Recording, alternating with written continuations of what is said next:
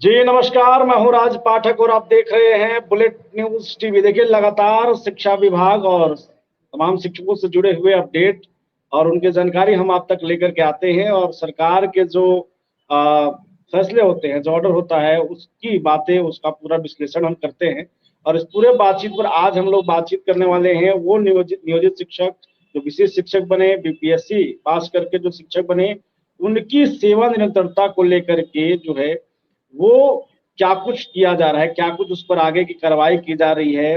और खास करके इस पर कि जो वैसे शिक्षक जो सेवा निरंतरता को लेकर के इंतजार कर रहे हैं, उनके लिए जो खुशखबरी है उस पर भी हम लोग बातचीत करेंगे, पूरी भूमिका भी बताएंगे, और इसका क्या फायदा होगा अगर उनकी सेवा निरंतरता जारी हो जाती है, तो उससे उनको क्या फायदा होगा, उनका नुकसान क्या होगा अगर नहीं होता है तो।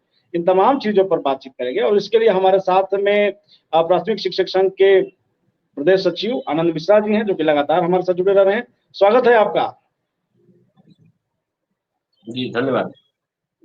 सबसे पहले तो तमाम जो शिक्षक हमारे साथ जुड़ रहे हैं उनको भी समझने की जरूरत है, या तमाम दर्शक जो हैं उन्हें भी ये जरूरी है समझना कि वो वैसे शिक्षक सालों से मांग करते रहे, उन्हें सरकार ने तो कह दिया कि हम आपको बना देंगे और विशिष्ट शिक्षक भी बने, वो बीपीएससी से भी कई शिक्षक पास हो गए, लेकिन सेवा निरंतरता को लेकर के जो है वो इंतजार की घड़ी अभी भी बनी है।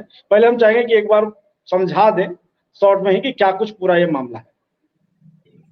राज्य आपको पता है कि बिहार में नियोजित शिक्षकों की बहाली 2006 से शुरू हुई और जी। वो स्थानीय निकाय के द्वारा नियोजित होने वाले बहाल होने वाले शिक्षक हैं, जिनको सरकार की पॉलिसी के तहत सरकार ने बिहार में शिक्षा मित्र लोगों को नियोजित बनाया 2006 में। जो 2003 और 2005 के जो शिक्षक थे उनको 2006 में नियोजित किया और नियोजन का प्रारंभ 2006 से पूरे बिहार में हो गया, जो कंटिन्यू 2022 तक चला। और बिहार में नियमित शिक्षक का कैडर ही समाप्त कर दिया गया, सिर्फ नियोजित शिक्षक की वैकेंसी होती थी और वो बहाली के द्वारा शिक्षक बहाल होते थे। लेकिन 2015 में जब हम लोगों ने आंदोलन किया और फिक्स मानदेय से वेतनमान में जब हम लोग आए, तब हम लोगों का एक मांग रह गया कि हमको जो चाइनीज वेतन मिल रहा है और हमारी सेवा जो है अभी भी अधूरी है जब तक हमें राज्य कर्मी का दर्जा हासिल नहीं हो जाता है। राज्य कर्मी के समान हमें वेतनमान मिला, लेकिन उसमें कुछ कटौती कर दिया गया। हम लोग राजकर्मी नहीं कहे जा रहे थे, उसके समान वेतन हमें भले मिल जा रहा था।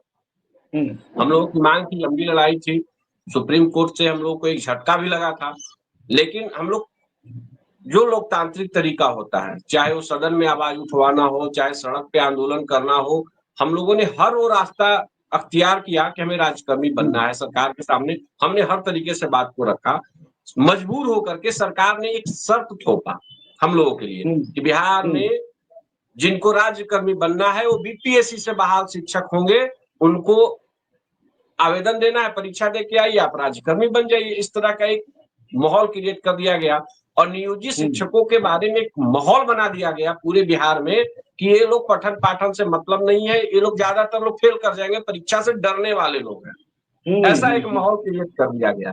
बीपीएससी की परीक्षा हुई, बिहार के तमाम शिक्षक संगठनों ने इसका विरोध किया, फिर भी 62,000 नियोजित शिक्षकों ने संघ के आदेश के इतर जाकर के TRE-1 बीपीएससी का परीक्षा दिया और उस परीक्षा में 42,000 से ऊपर लोग पास किए बीपीएससी परीक्षा TRE-1 को, लेकिन ज्वाइन कम लोग किए क्योंकि उनको दूर दराज के जिला भेजा जा रहा था, वो स्वीकार नहीं था। और हमारे संगठन के द्वारा इस पे आंदोलनें जारी थी। सरकार से हमें रास्ता जारी रखना था कि हम नियोजित शिक्षक ओपन कंपटीशन में नहीं बैठे। सरकार ने देखा कि ऐसी स्थिति है तो एक सक्षमता परीक्षा लाया, जिसको हम लोगों ने स्वीकार किया, बिहार के शिक्षकों ने स्वीकार किया। भले कुछ संगठनों ने विरोध भी किया कि हम परीक्षा नहीं देंगे विभागीय परीक्षा से इतर, लेकिन सिर्फ नियोजित शिक्षकों के लिए सक्षमता परीक्षा का आयोजन किया गया, जिसमें 1,99,000 शिक्षकों ने अप्लाई किया, 1,87,000 शिक्षक उसमें उत्तीर्ण हुए और वो राज्यकर्मी बन के विशिष्ट शिक्षक बन भी गए। सक्षमता 2 भी हुआ, उसमें भी 62,000 लोग राज्यकर्मी बन गए। लेकिन उसके बाद शिक्षकों का कहां शोषण होता है, तो उनकी पूर्व की सेवा को सरकार गणना नहीं कर रही है, जो लाभ मिलना चाहिए। अब वर्तमान में सरकार के द्वारा सक्षमता पास शिक्षकों को वेतन संरक्षण का लाभ दिया गया है। ऐसी बातें स्पष्ट है नियमावली में कि आपको वेतन संरक्षण का लाभ मिलेगा, लेकिन सेवा निरंतरता न मिलना शिक्षकों के लिए एक कोढ़ में खाज की काम कर रही थी। और हम लोगों का ये मांग था, पिछले विधानसभा सत्र में हम लोगों के द्वारा बहुत से जनप्रतिनिधियों के पास बात को रखा गया और सदन में इस बात की सहमति बनी कि शिक्षकों की सेवा निरंतरता मिलनी चाहिए। हम लोग पठन पाठन का ही काम करवा रहे थे, सरकारी विद्यालय में ही पठन पाठन करवा रहे थे, भले हम सक्षमता परीक्षा दे करके आए हो। जब वेतन संरक्षण आप दे रहे हैं तो हमारी सर्विस को कंटिन्यूटी आपको देना ही चाहिए और जो हमारा अधिकार है वो मिलना चाहिए। अब आते हैं कि एनपीएस हमें मिलेगा, सक्षमता बनने परीक्षा पास होने के बाद, विशेष शिक्षक बनने के बाद ही एनपीएस के बाद भारत सरकार ने यूपीएस में कन्वर्ट किया है एनपीएस को। अब उसके लिए सर्विस कंडीशन लागू है कि आपको मिनिमम 10 साल सर्विस कीजिएगा तो आपको पेंशन 40% मिलेगा, 20 साल कीजिएगा, 25 साल कीजिएगा तो आपको 50% पेंशन मिलेगा। अब जो व्यक्ति 17 साल तक विद्यालय में नियोजित शिक्षक के रूप में काम कर चुका है, अब रिटायरमेंट के करीब पहुंच गया है, 1 साल 2 साल 5 साल ही उसकी सेवा बची है, तो क्या उसको पेंशन का लाभ कैसे मिलेगा? अगर सेवा निरंतरता उसको नहीं देती है सरकार, उनके पूर्व के सेवा काल को गणना नहीं करती है, तो स्वाभाविक है कि उनका जो भविष्य होगा, जो उनकी पेंशन सिस्टम होगी, प्रभावित होगी। तो सेवा काल को गणना करना ही पड़ेगा, ये हम लोगों की मांग है और हमें सभी जनप्रतिनिधियों का भी समर्थन प्राप्त है। इस बात का परिणाम है। आनंद मिश्रा जी, एक सवाल यही होगा, तमाम शिक्षक लगातार जुड़े हुए हैं, वो भी चाहते हैं कि इससे जुड़ी तमाम खबरों पर हमारी नजर भी बनी रहे और क्या अपडेट है जाने। अभी जो ये विधान परिषद शिक्षा समिति ने जो दिया है, अनुमोदन जो किया है सेवा निरंतरता को लेकर के, अब इसके बाद सरकार क्या ऑप्शन है सरकार के पास? उसका भी शिक्षकों के लिए है या अभी भी पेश हो सकता है? चल रहा, जी जी, विधान परिषद जब सत्र चल रहा था, माननीय मंत्री जी से सवालें उठ रही थी और उनको कमेटी बनाने के लिए प्रेशर क्रिएट किया गया था। माननीय सभापति महोदय ने कहा भी था कि अगर आपको विलंब हो रहा है कमेटी गठन करने में तो हम कमेटी गठन कर देते हैं। तो ये बातें सदन की ही है और शिक्षा समिति ने प्रस्ताव पारित करके अनुशंसा कर दिया है, शिक्षा विभाग को दिया है और एक बहुत बड़ा प्रेशर है।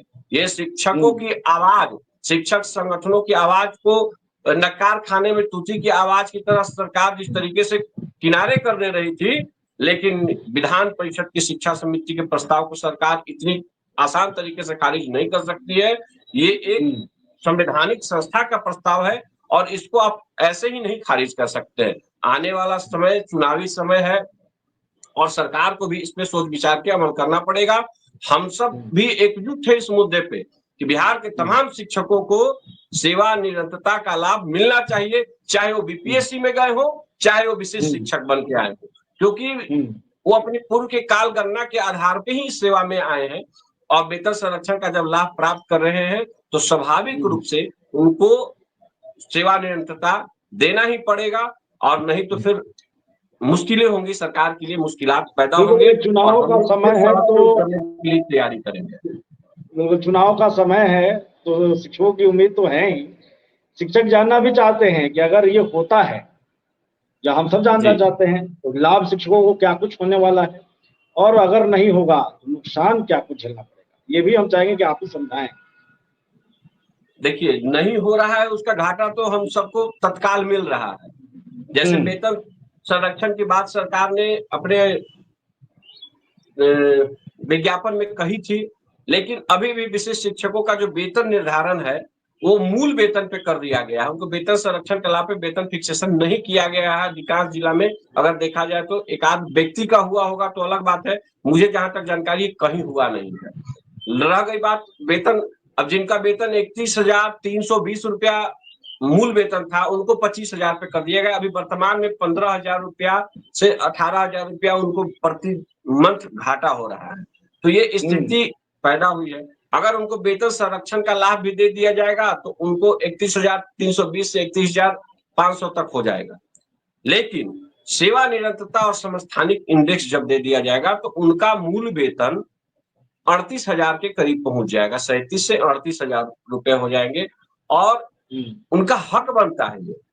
कोई भी शिक्षक जो आपके यहाँ 17 साल, 14 साल, 10 साल सेवा किया है, तो क्या उसके सेवा के बदौलत उनको इंक्रीमेंट आप नहीं दीजिएगा क्या? तो ये उनका अधिकार बनता है और इसको सरकार को देना पड़ेगा। ये जो लाभ होने वाला है शिक्षकों का, उनके कार्य के बदौलत होने वाला है। सरकार कोई तोहफा या बोनस नहीं देने जा रही है। ये पूर्व के किए गए कार्य को इंक्रीमेंट जो कहते हैं वो मिलना ही चाहिए। हम परीक्षा देकर के खुद की योग्यता साबित कर चुके हैं। बिहार सरकार जो ताने मारती थी आम पब्लिक में, आपके मीडिया के द्वारा भी शिक्षकों के बारे में जो एक माहौल बना दिया गया था कि बिहार के नियोजित शिक्षक पठन पाठन से अलग हट के सिर्फ राजनीति करते हैं या विद्यालयों में समय काट रहे हैं, बच्चों को पठन पाठन नहीं करा रहे हैं या उनमें योग्यता की कमी है। ये चीजें आई थी मार्केट में, लेकिन बिहार के शिक्षकों ने साबित किया कि कंप्यूटर बेस्ड एग्जाम दे करके भी बिहार के शिक्षक अपनी योग्यता को साबित किए हैं और उनका अधिकार है कि सेवा निरंतरता और सेवा समस्थानिक इंडेक्स के आधार पे उनका वेतन प्राप्त होना चाहिए। और इसके लिए जब हमें विधान परिषद के शिक्षा समिति का अनुमोदन भी प्राप्त हो गया है, तो मुझे लगता है कि सरकार को इस पे विचार करते हुए काम करना पड़ेगा। अन्यथा सरकार के लिए भी, विभाग के लिए भी ये बड़ी परीक्षा की घड़ी होगी। बिहार के शिक्षक जब परीक्षा पास कर सकते हैं तो हर तरह की परीक्षा पास करने में सक्षम है। जब माननीय के पाठक साहब का दौर भी था तो पटना की धरती को शिक्षकों से पाट दिया गया था और वर्तमान में भी अगर ऐसी कुछ नौबत आती है तो पटना को फिर पाटने के लिए और शिक्षक हर वो आंदोलन करने के लिए, उनका कतरा कतरा बहाने के लिए शिक्षक तैयार होगा, क्योंकि उनका अधिकार कोई छीन नहीं सकता। बिल्कुल। चलिए देखिए, तमाम शिक्षक जो सेवा निरंतरता को लेकर के लगातार प्रयासरत हैं, लगातार किसी तरीके से चाहते कि सरकार उनकी इस मांग को सुने। अब कहीं न कहीं एक स्टेप कहीं आगे बढ़ चुके हैं, एक उम्मीद की किरण उनकी जगी है। जब शिक्षा समिति द्वारा इस बात को लेकर के अनुशंसा कर दिया गया, सरकार को एक यूँ कहिए कि एक ठोस कदम उठाते हुए कह दिया गया है कि सीधे तौर पर शिक्षकों के लिए आप विचार करिए और सेवा निरंतरता जो है वो जल्द से जल्द शिक्षकों को जारी करिए। तो ये तमाम चीज़ों पर हम विशेष तौर पे आपसे समझने की कोशिश कर रहे थे। हमारे तमाम शिक्षक भी उम्मीद है कि आपकी इस बातों से सहमत होंगे।